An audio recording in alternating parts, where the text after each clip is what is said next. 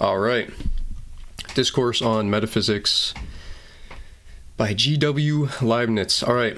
And actually, we could start with the kind of bullet points, the summaries, but I think that'd be better to do at the end.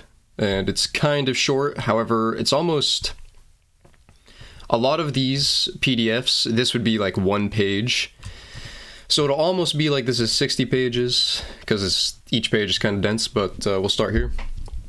The most widely accepted and sharpest notion of God that we can have expressed, can be expressed like this. God is an absolutely perfect being. But though this is widely accepted, its consequences haven't been well enough thought out. As a start on exploring them, let us note that there are various completely different ways of being perfect, and that God has them all, in each in the highest degree. We also need to understand what a perfection is. Here is one pretty good indicator. A property is not a perfection unless there is a highest degree of it. So number and shape are not perfections, because there cannot possibly be a largest number or a largest thing of a given shape.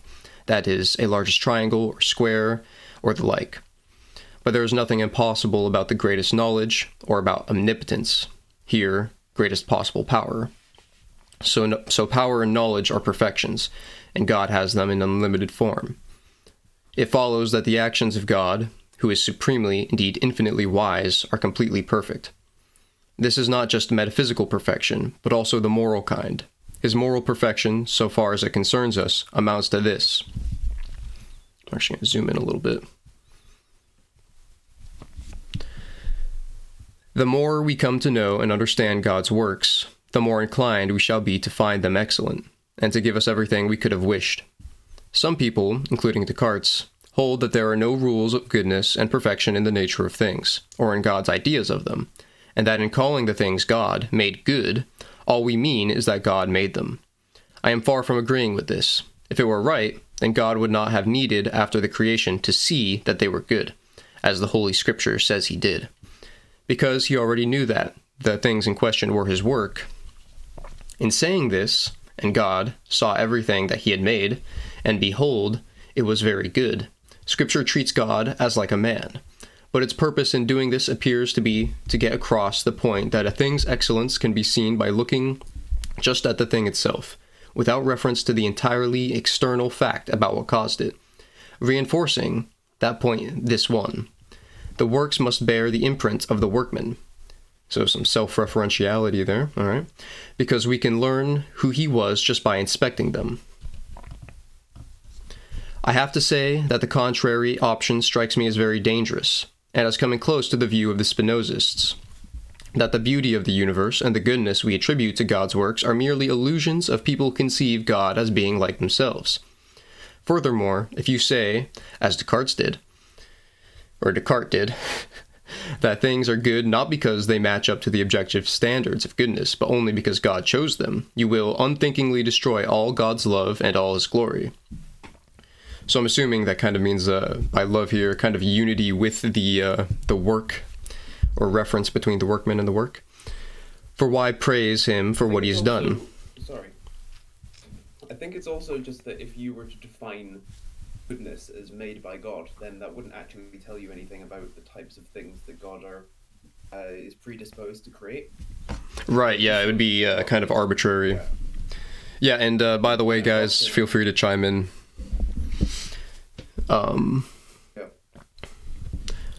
For why praise him for what he has done, if he would be equally praiseworthy, yeah, so it kind of gets into what you just said, for doing just the opposite. Where will his justice and wisdom be? If there is only a kind of despotic power, if reason's place is taken by will, and if justice is tyrannically defined as what best pleases the most powerful.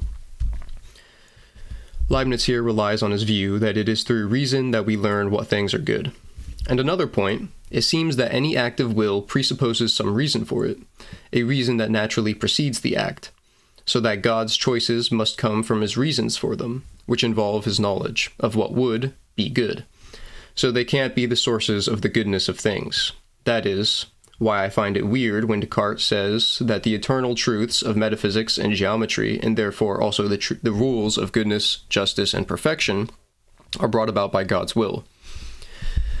Against this, they seem to me to be the results of his understanding and no more to depend on his will than his intrinsic nature does.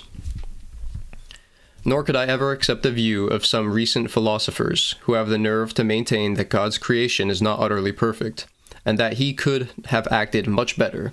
This opinion, it seems to me, has consequences that are completely contrary to the glory of God. Just as a lesser evil contains an element of good, so a lesser good contains an element of evil. To act with fewer perfections than one could have done is to act imperfectly. Showing an architect that he could have done his work better is finding fault with it. Furthermore, this opinion goes against Holy Scripture's assurance of the goodness of God's work. That goodness can't consist simply in the fact that the works could have been worse, and here's why. Whatever God's work was like, it would always have been good in comparison with some possibilities, because there is no limit to how bad things could be. But being praiseworthy in this way, it is hardly being praiseworthy at all. I believe one could find countless passages in the Holy Scriptures and the writings of the Holy Fathers that support my opinion, and hardly any to support the modern view to which I have referred. A view that I think was never heard of. Let me move my phone further away. Actually, let me mute it real quick. Okay. A view that I think was never heard of in ancient times. It has arisen merely because we are not well enough acquainted with the general harmony of the universe and of the hidden reasons for God's conduct, and that makes us recklessly judge that many things could have been improved. Furthermore, these moderns argue, subtly but not soundly, from the false premise that however perfect a thing is, there is always something still more perfect. They also think that their view provides for God's freedom, through the idea that if God is free, it must be up to him whether he acts perfectly or not. But really, it is the highest freedom to act perfectly, in accordance with sovereign reason. For the view that God sometimes does something without having any reason for his choice, besides seeming to be impossible, is hardly compatible with his glory. Suppose that God, facing a choice between A and B, opts for A without having any reason for preferring it to B. I see nothing to praise in that, because all praise should be grounded in some reason, and in this case, we have stipulated that there is none. By contrast, I hold that God does nothing for which he does not deserve to be glorified. The love that we owe to God, above all things, is based, I think, on our grasp of the great truth that God always acts in the most perfect and desirable way possible. For a lover looks for satisfaction in the happiness or perfection of the loved one and of his actions. Friendship is wanting the same things and not wanting the same things, and I think it will be hard to love God properly without being disposed to want what he wants, even if one had the power to get something different. Indeed, those who are not satisfied with what God does are like malcontent subjects whose mind set is not much different from a rebel's. These principles lead me to maintain that loving God requires a certain attitude to everything that happens to us through his will, not just passively accepting it because one has no alternative, but being truly satisfied with it. I am saying this about the past, for we shouldn't be quietists about the future, stupidly waiting with folded arms for what God will do, as in the fallacy of the argument for idleness, as the ancients called it. So far as we can judge what God wants in a general way, we should act in accordance with that, doing our very best to contribute to the general good, and in particular to adorning and perfecting the things that concern us, the things that are within reach. The outcome may show that in a particular instance, God didn't want our goodwill to have its effect. But it doesn't follow that he didn't want us to do what we did. On the contrary, as he is the best of masters, he never asks more than the right intention. It is up to him to know when and where good intentions should succeed. So it is enough to be sure of this about God, that he does everything for the best, and that nothing can harm those who love him. But to know in detail his reasons for ordering the universe as he has, allowing sin and granting his saving grace in one way rather than another, is beyond the power of a finite mind, especially one that has not yet attained the delight of seeing God. Still, some general remarks can be made about how God goes about governing things. Thus we can liken someone who acts perfectly to an expert geometer who knows how to find the best construction for a problem, to a good architect who exploits the location and the budget for his building to the best advantage. not allowing anything nasty or less beautiful than it could be. To a good head of a household, who manages his property so that no ground is left uncultivated or barren. To a clever special effects technician in the theater, who produces his effect by the least awkward means that could be found. Or to a learned author, who gets the largest amount of subject matter into the smallest space he can. Now, minds are the most perfect of all things, occupying the least space and thus providing the least hindrance to one another, because they don't take up space at all, and their perfections are virtues. And that is why we should be sure that the happiness of minds is God's principal aim, which he carries out as far as the general harmony will permit. I'll say more about this later.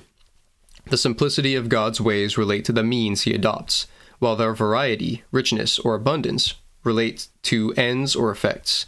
These should be in balance with one another, as the money for putting up a building has to be balanced against its desired size and beauty. Admittedly, whatever God does costs him nothing, even less than it costs a philosopher or scientist to invent theories out of which to build his imaginary world. For God can bring a real world into existence merely by decreeing it. But in the exercise of wisdom, by God or a scientist, there is something analogous to the cost of a building, namely the number of independent decrees or theories that are involved. For God's creative activity to be economical is for it to involve very few separate decrees. For a scientific theory to be economical in its means is for it to have very few basic principles or axioms. Reason requires that the multiplicity of hypotheses or principles be avoided, rather, as the simplest system is always preferred in astronomy. I think I'll do one more, and then we'll have someone read 7. Yeah. Can I just say, I think defining God as a being which always acts according to the most reasonable course of action seems to rob him of his omnipotence, because he couldn't do anything else. So I'm not sure how he manages to fit this with God being omnipotent, which he says at the start. I think omnipotence, omnipresence, and, well, mostly omnipotence, also omniscience as well, are terms that should be very disambiguated, because with omnipotence, I mean, we run into the issue of, like, the really famous one, like, could God make a boulder that he can't move, where certain inherent contradictions have to be ruled out. And if something like God doing something according to reason was intrinsic to his being, then it could kind of just be a matter of not creating a contradiction, which I'm not seeing Leibniz get into, but that would be my understanding, is that if God were kind of... Yeah. But that is a good point to bring forward. Sort of makes God... Because he said if there's a choice between A and B, and there's no... It couldn't be that God just chooses A over B for no reason. It does seem to place God in the category of some sort of deterministic process, because he's ultimately constrained. It's not like he's doing things without wanting to, but his desires and everything are fully determined by the laws of reason. And I don't see how he's any more powerful than anyone else in his creation, because ultimately everyone only does what they were going to do from the beginning. So yeah, I would say they're all really just... It seems like if A would be a choice according to reason and there's no possibility to contradict reason, then in a way, well, think of it like this. If we have like a human mind, it has no choice than to act as like a human mind does. It's constrained in one way, it is deterministic, but there's another, I won't say level of reality, very colloquially I'll use that, but for instance, in the manifestation of things, that wouldn't really, like, you could, if we have like God as a divine mind that can create one thing as opposed to another, that probably wouldn't fit to the A-B, but let's use that for a second. That wouldn't, if he were to create A or B, that wouldn't necessarily contradict his intrinsic nature. It, like, both A or B in like the manifestation of one world as opposed to another could fall within that reason, but contradicting like what God is, if God is necessarily acting by reason, would. So in one way indeterministic, and in one way deterministic. Chris Langan actually gets into this problem, which is why I suggest that you should, well, one of the reasons I suggested you should read the CTMU paper, which we could actually do here if people are interested in that. But he favors a kind of intrinsic self-determinacy. But I still think that that even wouldn't like let God kind of contradict his own nature. Just like a mind can't like a mind can think many things, but none of those things are going to think the mind into being not a mind. So in some way, I do agree that God is kind of deterministic. And I think that's where you get this, well, God is perfect in everything God does because he can determine things.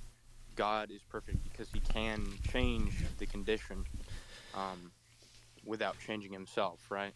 Yeah, so... The thing is, according to Leibniz, God can't actually change the condition of the world because it's always just has to be the perfect.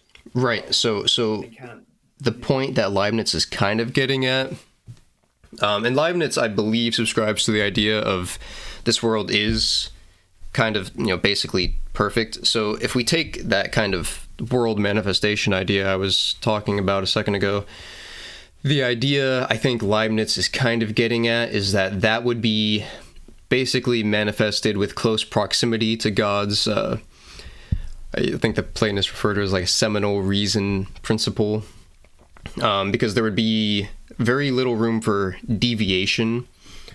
But I guess that kind of is why his argument is that being able to do so.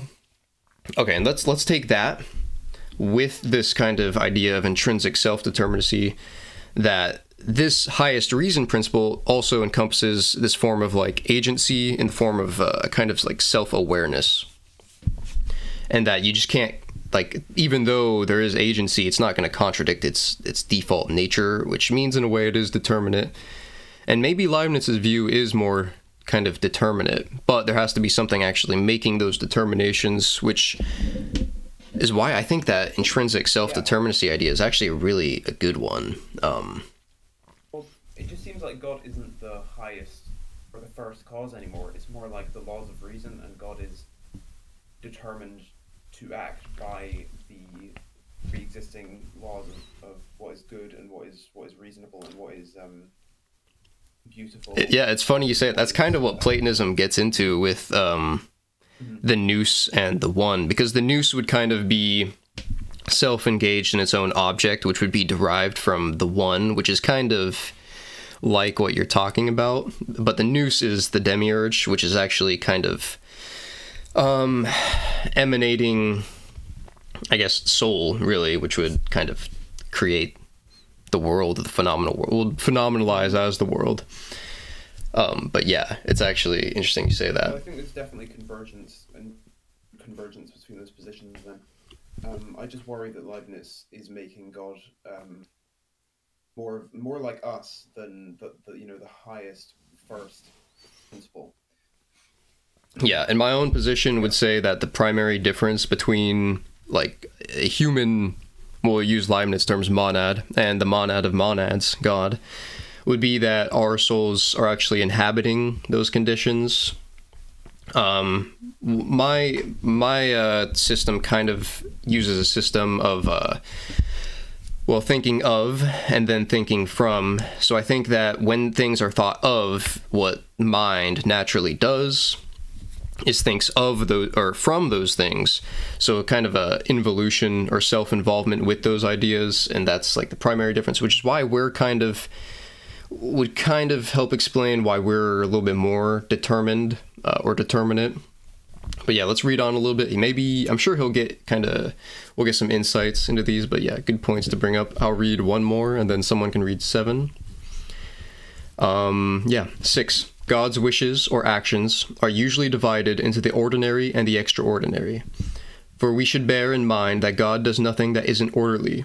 When we take something to be out of the ordinary, we are thinking of some particular order that holds among created things. We do not, or ought not to, mean that the thing is absolutely extraordinary or disordered, in the sense of being outside every order. because there is a universal order to which everything conforms.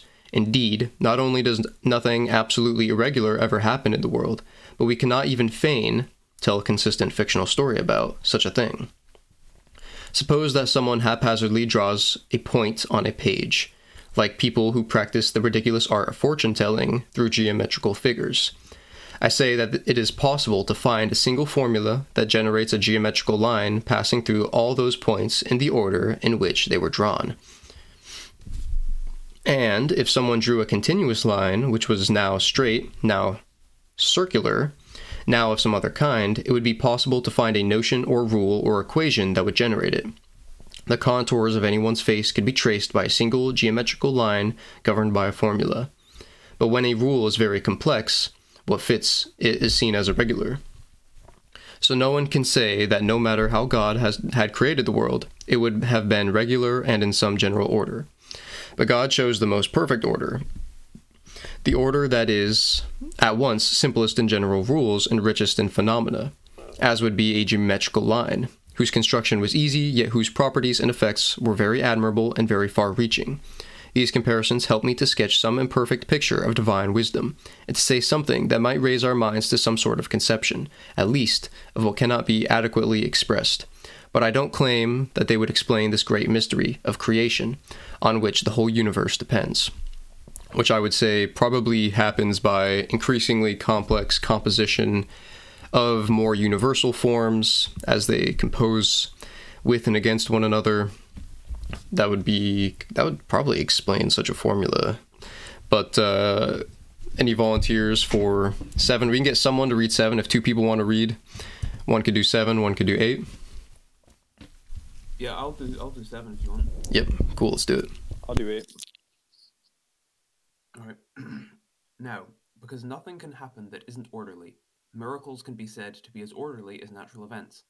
The latter are called natural because they conform to certain subordinate rules, ones that are not as general and basic as God's fundamental creative decrees, which we call the nature of things.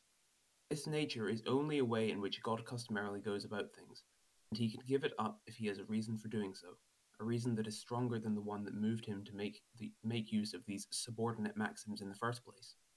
General acts of the will are distinguished from particular ones.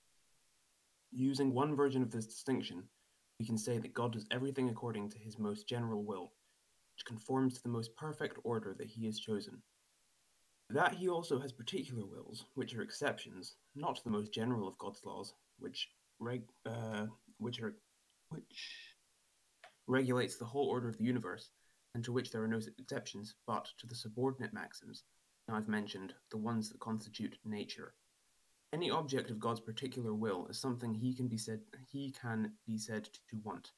But when it comes to the objects of his general will, such as actions of created things, especially rational ones, which God chooses to allow, we cannot say that God wants them all, and must make a distinction. 1. If the action is intrinsically good, we can say that God wants it, and sometimes commands it, even if it doesn't happen. 2. But an action may be intrinsically bad and only incidentally good because later events, especially ones involving punishment and reparations, correct its wickedness and make up for the bad with some to spare, so that eventually there is more perfection overall than if this bad thing had not been done. In a case like that, we may say that God allows the action, but not that he wants it, even though he goes along with it because of the laws of nature that he has established, and because he sees how to derive from it a greater good. Alright, metanoia. I don't think it was Metanoia that said he'd read 8. It was. Oh, sorry. I gotta say though, that is the only good solution to the problem of evil. Yeah, I think Arval kind of talks about this. I think he's mentioned this text specifically, that it's kind of like evil things are actually basically not only apparently evil, but they do kind of serve a maximum general good in the end. Yeah, and crucially, they don't just cause the good, they actually, well, they do, but they make it good by the fact that they were evil. So, if it was just that good things were necessary causally to produce if it was just that bad things were necessary to causally produce good things, God wouldn't need the bad things to happen because he could just make the good things happen anyway. But it's the fact that they were preceded by the evil, which is what made them good. Right. All right. Whoever said they were down for 8. Right here. Alrighty. It is quite hard to distinguish God's actions from those of created things. Some believe that God does everything, and others suppose that he only conserves the force he has given to created things, allowing them to decide in what directions the force shall be exercised. We shall see later on what truth there is in each of these. Now, since actions and passions properly belong to individual substances, when there is an action, there is some subject that acts. I have to explain what such a substance is. This much is certain. When several predicates are attributed to the same subject is not attributed to any other, it is called an individual substance. For example, we call John a substance because we can attribute to him honesty, intelligence, and so on, but we don't call his honesty a substance because, although we can attribute predicates to it, his honesty is charming and surprising, we can attribute it to something else, namely to John.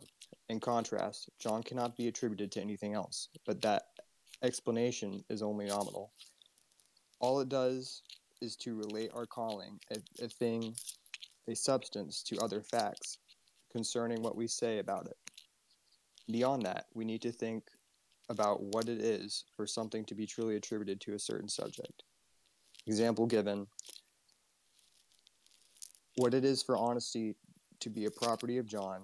Now it is certain that all true predication is found in the nature of things, and when a proposition is not identical, that is, when the predicate is not explicitly included in the subject, as in the man who governs Somalia, it must be implicitly included in it.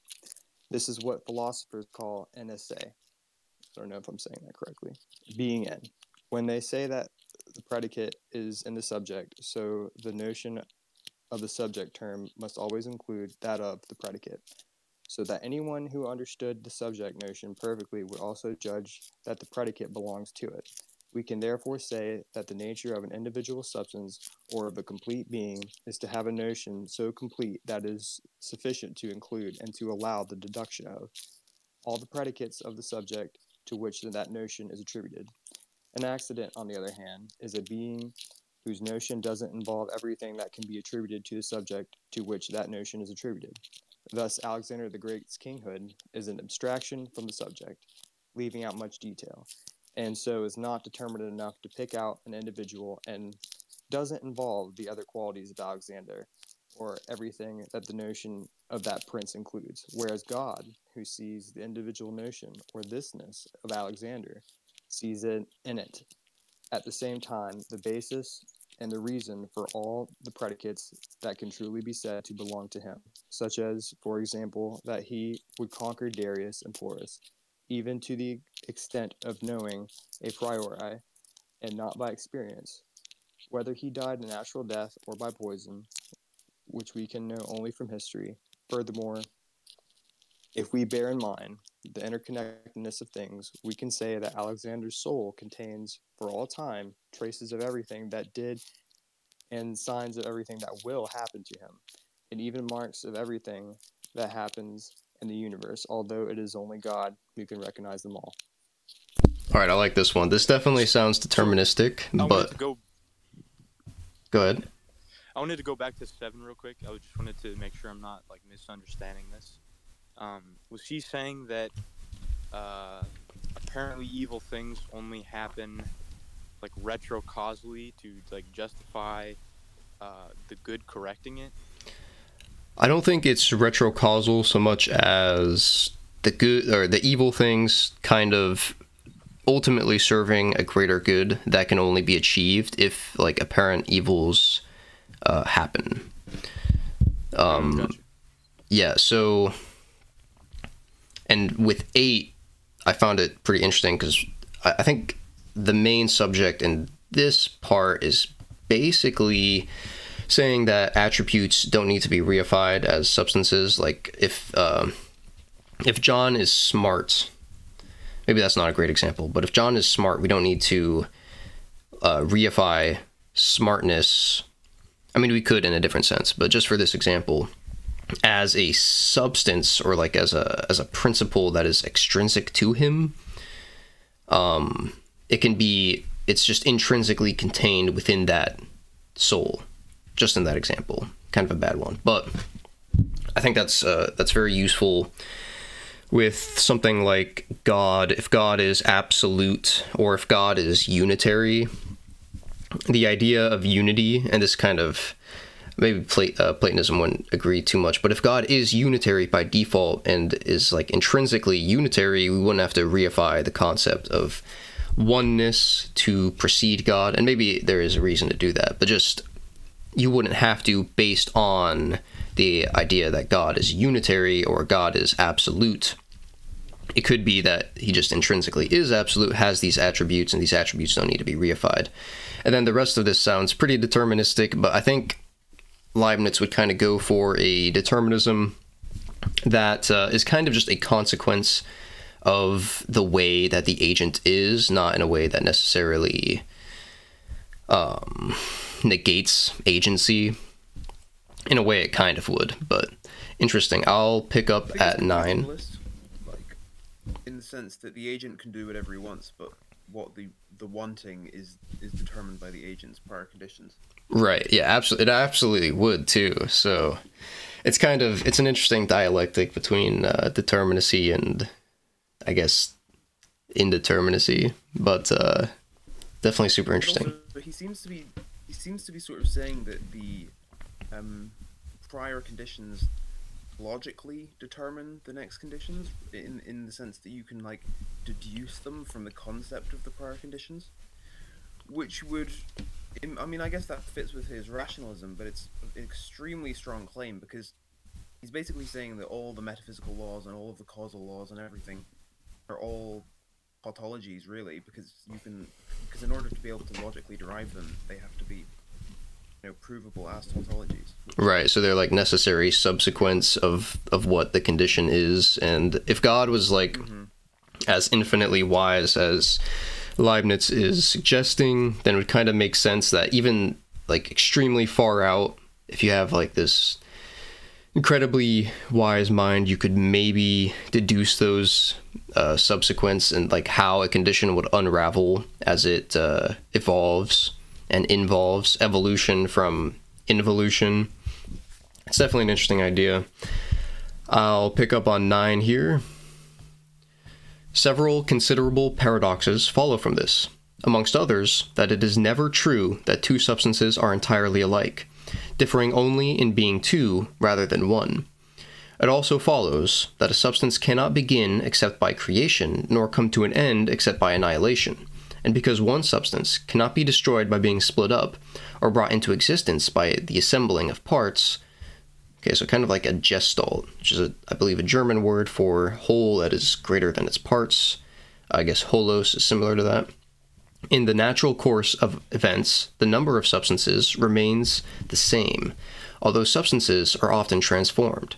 Moreover, each substance is like a whole world, and like a mirror of God, or indeed of the whole universe, which each substance expresses in its own fashion, rather as the same town looks different according to the position from which it is viewed.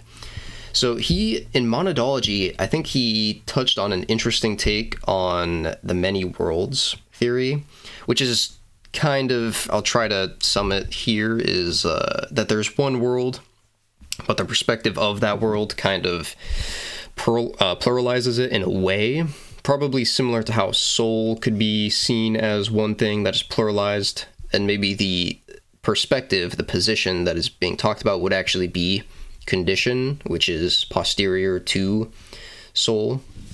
But interesting. In a way, then, the universe is multiplied as many times as there are substances. Okay, there we go. And in the same way, the glory of God is magnified by so many quite different representations of his work. It can even be said that each substance carries within it, in a certain way, the imprint of God's infinite wisdom and omnipotence, and imitates him as far as it can. probably as far as the condition allows for, the condition involved with. For it expresses, though confusedly, everything that happens in the universe, past, present, and future, and this is a little like infinite perception or knowledge. And as all the other substances express this one in their turn and adapt themselves to it, that is, they are as they are because it is as it is, it can be said to have power over all the others, imitating the Creator's omnipotence. So if one soul kind of contained another, and if all conditions kind of contained other conditions, which you see kind of in the relation between conditions, because those conditions are indeed related, one condition's change would kind of change the others, I think is what I'm getting. He kind of talks about this in Monadology, which we did read. That would be an interesting one to do again. It's pretty short. But I'll go on with 10 because a lot of this stuff kind of just gets further explained. So the ancients, as well as many able teachers of theology and philosophy a few centuries ago, men accustomed to deep thought and admirable in their holiness, seem to have had some knowledge of the things I have been saying, and have been led by that to introduce and defend substantial forms. These are much sneered at today, but they are not so far from the truth, nor so ridiculous as the common run of our new philosophers suppose. I agree that these forms have no work to do in explaining particular events, and thus no role in the details of physics. That is where our scholastics, medieval Christian philosophers influenced by Aristotle, Thomas Aquinas being the most famous example, went wrong, and the physicists of the past followed them into error. They thought they could invoke forms and qualities to explain the properties of bodies, without bothering to find out how the bodies worked. Like settling for saying that a clock's form gives it a time-indicative quality, without considering what that consists in. That is, without considering what mechanisms are involved. Actually, that might be all the clock's owner needs to know, if he leaves the care of it to someone else. But this misuse and consequent failure of forms shouldn't make us reject them. Metaphysics needs a knowledge of them, so much so that without the knowledge, I maintain, we couldn't properly grasp the first principles of metaphysics, and couldn't raise our minds to the knowledge of immaterial natures and the wonders of God. So this is interesting, kind of like self-reference of the top by the bottom, or from the bottom. Kind of knowing the works of God, or the nature of God, by looking at his works, because them being of God must have some kind of trace, or must provide kind of a map of those metaphysical principles. However, important truths need not be taken into account everywhere.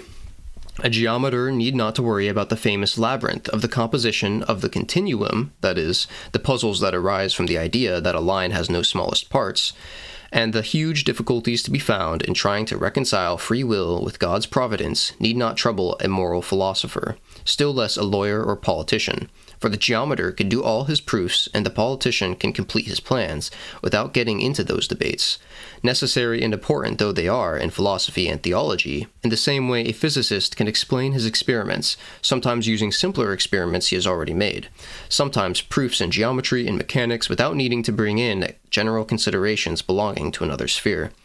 And if he does go outside his sphere and appeal to God's cooperation or to some soul or spiritual force or other thing of that kind, he is talking nonsense. Just as much as someone who drags large-scale reflections about the nature of destiny and our freedom into an important practical deliberation. Indeed, men often enough unthinkingly make this mistake, when they let the idea of what is fated to happen tangle their thoughts, and sometimes are even deterred by that idea from some good decision or some important precaution. I know I am putting forward a considerable paradox in claiming to rehabilitate the ancient philosophy in a way, and to readmit substantial forms when they have been all but banished. But perhaps you won't just brush me off if you realize that I have thought a lot about the modern philosophy, that I have spent much time on experiments in physics and proofs in geometry, and that for a long time I was sure that these entities, substantial forms, are futile. Eventually, I had to take them up again, against my will, as though by force, after my own researches made me recognize that thinkers these days do less than justice to St. Thomas and to other great men of his time, and that the views of scholastic philosophers and theologians contain much more good stuff than people suppose, provided they are used relevantly. I am convinced, indeed, that if some exact and thoughtful mind took the trouble to clarify and digest their thoughts in the way the analytic geometers do, he would find them to be a treasure house of important and completely demonstrable truths. Picking up again the thread of our reflections. Hold on. I just wanted to ask, do you know if he gives an argument for the substantial forms later on?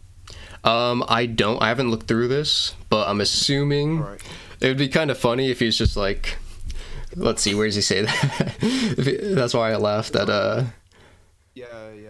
I'm very skeptical, but it'd be interesting to. He said, "Perhaps you won't brush me off if you realize that I've thought a lot." No, if he left it at that, that'd be kind of funny. But I'm assuming he goes on to explain himself here. But let's see. I assume by substantial forms he is kind of referencing, well, I mean, obviously the scholastics, but probably by a thread, Plato's forms. But I could be wrong there. But anyways. I think it's a little more like Aristotle's version of Plato. Like they're universals, I think, but they're. I don't fucking know. Okay. That would actually make sense too. Picking up again the thread of our reflections, I believe that anyone who thinks about the nature of substance, as I have explained it above, will find that there is more to the nature of body than extension, that is, size, shape, and motion, and that we can't avoid attributing to body something comparable with the soul, something commonly called substantial form. Okay, yeah, substantial form, yeah. It is, I believe it is just Aristotelian. Though it has no effect on particular events any more than do the souls of animals. If they have souls, it can be proved, indeed, that the notion of size, shape, movement is less sharp and clear than we imagine, and that it includes an element that belongs to imagination and the senses, as do, to a greater degree, color, heat, and other such qualities, which we can doubt are really there in the nature of external things. And that is why qualities of such kinds could never constitute the basic nature of any substance. Sounds like he's kind of referencing Kant a little bit there. Okay. Moreover, if there is nothing but size, shape, movement to make a body the thing that it is, then a body can never persist for more than a moment, because bodies constantly gain and lose tiny bits of matter.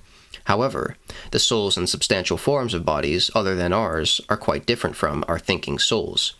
Only the latter know their own actions, and they don't naturally go out of existence, but last forever and always retain the foundation of the knowledge of what they are.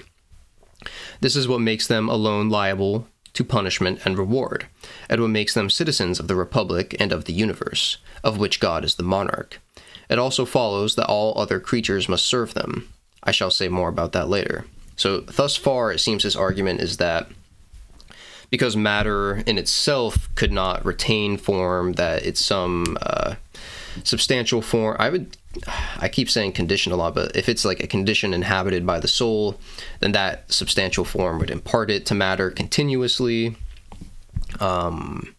Whereas if it was just inherent in the body, as our conception of body is, then it would not persist. And indeed, it kind of doesn't, but I'm assuming he's kind of saying it wouldn't even perpetuate in any way, which it does perpetuate, even though it doesn't last forever. Yeah, I'm not sure about that, because it does seem, I don't know if this is exactly the point you're trying to get across, but there does seem to be a direct analogy between like the behavior of the body and the behavior of the mind, in that general structure sort of remains the same, but they lose, like obviously in the body the matter is constantly, you know, being expelled and it's gaining, and all the atoms are being replaced, but the general structure and functions are repeating. Oh yeah, no, I agree with that. I think it has to be like that. The soul is basically doing the same thing. Yeah, I think if the condition has self-referential, right? Right, yeah. So if matter isn't primary, it would have basically no choice but to reflect the condition of the soul. And in fact, I would say it only does degenerate because of a different property or attribute of the soul, which is its attention there too. Like let's take like a lifespan, for example, right? This is the example I like to use. Right, it's a concentration followed by deconcentration. I think that's like the cycle of the soul's activity, basically. So a lifespan. Someone is basically primarily generative until they are, well, nowadays probably like 25, and then it kind of tapers off, and then eventually they become primarily degenerative and their body starts to degrade. I think that directly corresponds with the soul's own like concentration or attention onto its own condition. And I think the microcycle of that is just sleep. I mean, the mind deconcentrates and disperses over its own contents during sleep in a more like subconscious immersed mode than consciousness, which is why dreams are the way they are. But yeah, no, I'd absolutely agree with that. And then there's like that degree of like reconciliation there. When you're dreaming about like events in the day, like hypothetical scenarios, right? You're just reconciling what was done in concentration. Yeah, and a dream is only like a microcycle of like think of when you're dreaming, even if you're not having a lucid dream, you're still in a way consciously experiencing it. Like you're still there, unless you're having like I have a lot of third person dreams that are kind of cinematic. But even then you're still like, there's still something witnessing the dream happen. But especially if you're there, you have like your own dream avatar, right? You are still there, and consciousness is kind of just to a greater degree diffused over its own contents, whereas when it's concentrated, it's actually in a way less concentrated on its specific contents and more so looking at its immediate contents and how those contents relate to other conditions, which is why, you know, external reality is indeed external reality, at least in my system. But let's continue here. Actually, let me do a quick time check. We'll only do this for another like 10 minutes or so, make it an hour, and we're 8 pages. So this will be probably a little bit of a longer one just because it's so dense. But with that said, the foundations that I have laid down give rise to a big problem, which I must try to solve before moving on. And I have said that the notion of an individual substance involves, once and for all, everything that can ever happen to it, and that by looking into the notion, one can see in it everything that will ever truly sayable, that will ever be truly sayable of the substance. Just as we can see in the nature of a circle all the properties that are deducible from it. But this seems to destroy the difference between contingent and necessary truths. To rule out human freedom and to imply that all the events in the world, including our actions, are governed by an absolute fate. To this I reply that we have to distinguish what is certain from what is necessary. Everyone agrees that future contingents are assured because God foresees them. But if we don't infer from this that they are necessary, you may say, but if some conclusion can be infallibly deduced from a definition or notion, it is necessary. And if you contend that everything that happens to a person is already included implicitly in his nature or notion, just as a circle's properties are contained in its circle, you are still in trouble. I shall now resolve this problem completely. To that end, I remark that there are two kinds of connection or following from. One is absolutely necessary, and its contrary implies a contradiction. Such a deduction pertains to eternal truths, such as those of geometry.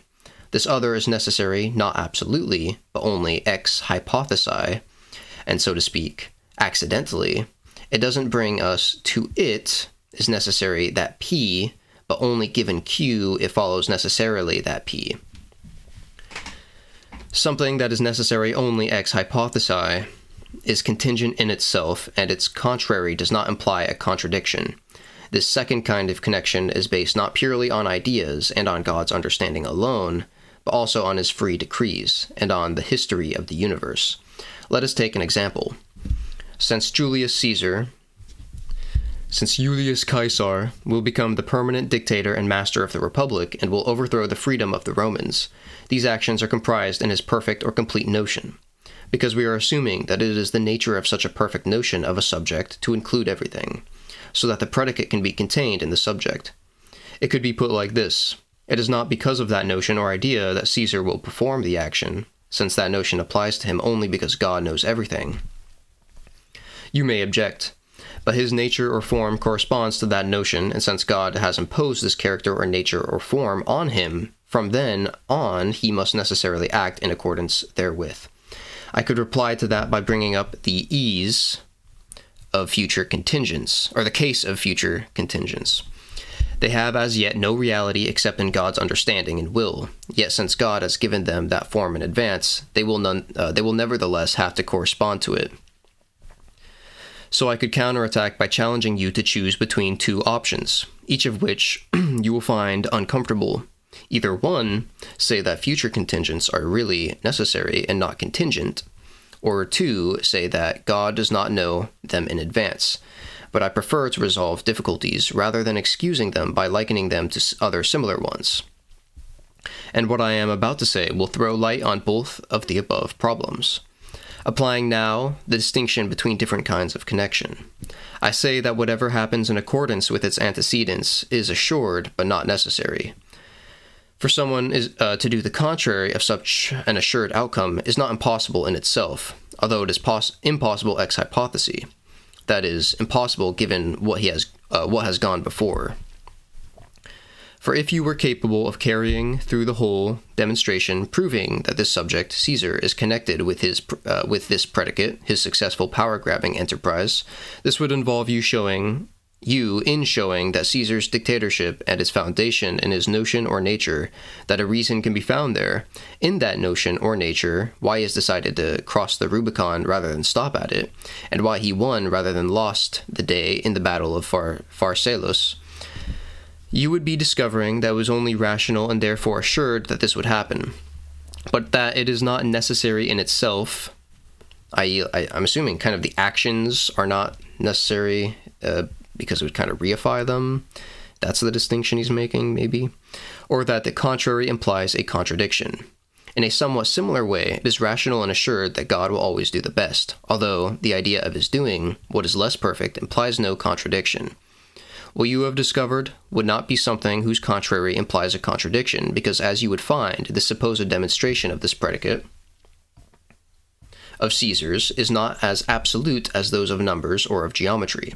It presupposes, you would find, the course of events that God has chosen freely, or has freely chosen, and that is founded on 1, his primary free decision, which is always to do what is most perfect, and it's kind of funny because it seems to contradict itself, but we kind of talked about why that might not be the case.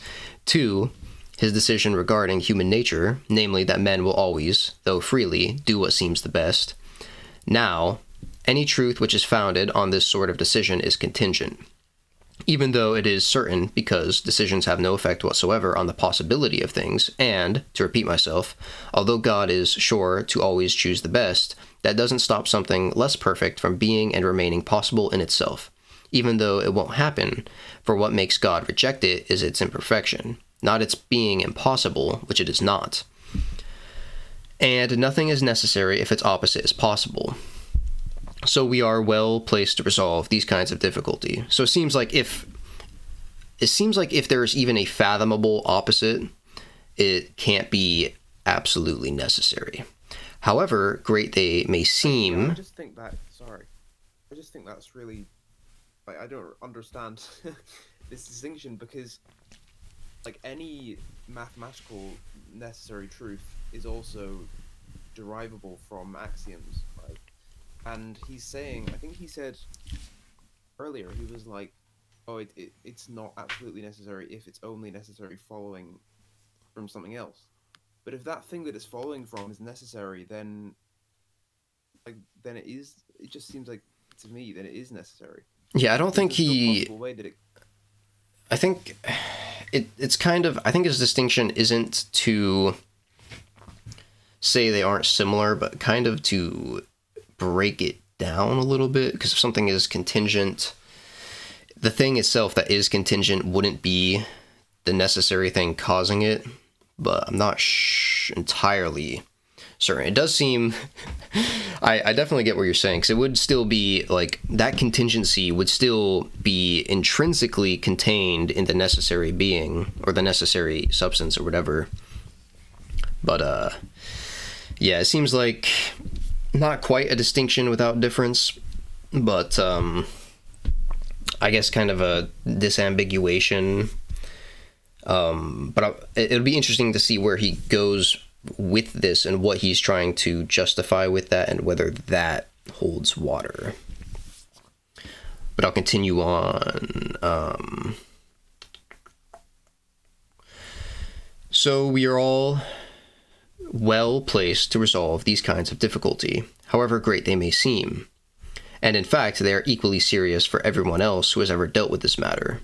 All we need is to bear in mind that each such contingent proposition has reasons why it is so rather than otherwise, or, to put the same thing in other words, that there is an a priori proof of its truth, which makes it certain, and which shows that the connection of its subject with its predicate has its foundation in the nature of each, but that this proof is not a demonstration of the proposition's necessity, because those reasons for its truth are based only on the principle of contingency or of the existence of things.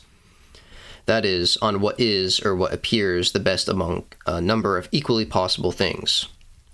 Necessary truths, on the other hand, are based on the principle of contradiction, and on the possibility or impossibility of essences themselves, without any regard to the free will of God or of created things. And is that the end of this section? All right, that will probably be a good place to stop, just because it goes to sections 14 through 23.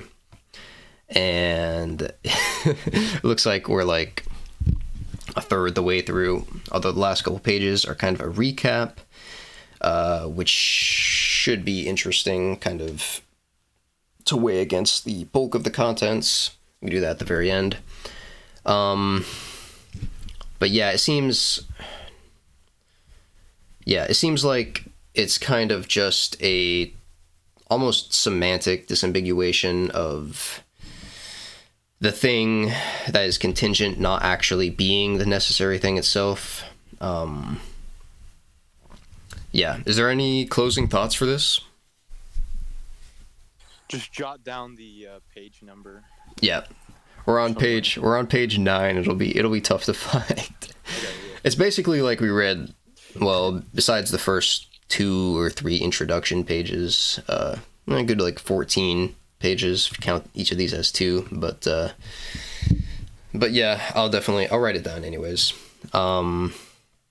But yeah, I wanted to point out something at the start, actually. One of like in the very first paragraph, he says, let me try to find it. He says, a property is not a perfection unless there is a highest degree of it. And then he explains how knowledge and power, there's a highest degree of those. And then he says, therefore, power and knowledge are perfections, which is a blatant fallacy, affirming the consequent, I believe. Where he goes, if something is true, then something else is true, and then he gets the thing, there's something else. If P is true, then Q is true, and then he says, oh, well, Q is true, therefore P is true. Which, yeah, I think might be missing something, but... No, I think he kind of just assumed that those are indeed perfections, and then said, therefore, they are indeed perfections. I think he probably felt that they were, like, justified in themselves. Okay, so, yeah, I found it. Okay, yeah. Let's see. But there is nothing impossible. I guess his argument is that there's nothing impossible about a greatest knowledge or omnipotence, whereas, okay, yeah, that's his argument is just, like, with a largest triangle, for instance, suppose you construct the supposed largest triangle, but then because it's, derived from spatiality, you could then just fathomably make another one that's larger ad infinitum. But there's nothing to stop that being the case with knowledge or omnipotence.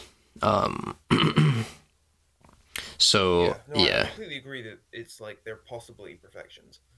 But then concluding that they are perfections, I think, is the fallacy. Yeah, Yeah, I definitely agree with you there. They're Yeah. not things in themselves, right? Yeah, but I don't think he's saying they have to be things in themselves, because he would just call them attributes. However, I guess per the definition of God that he's probably rolling with and not actually explaining. I know he probably explains it in a different text, but not here. It would have to have those things, and maybe he has arguments for why. But probably with a text like this, those would just be assumed. But yeah, it's not a huge argument, but it kind of makes more sense. Ruling out things that are impossible to have the greatest things of, and then things that aren't impossible, therefore they must exist in God, is, yeah, it's a decent argument, I guess. It's not super substantial, but okay, no, I'll put page 10. But any other closing thoughts? You know where we are, right? Yeah, we're on page 10. Don't really need to. Yeah. Sections 14. Yeah, I'll write them down in the gilded. Actually, I'll do that right after this.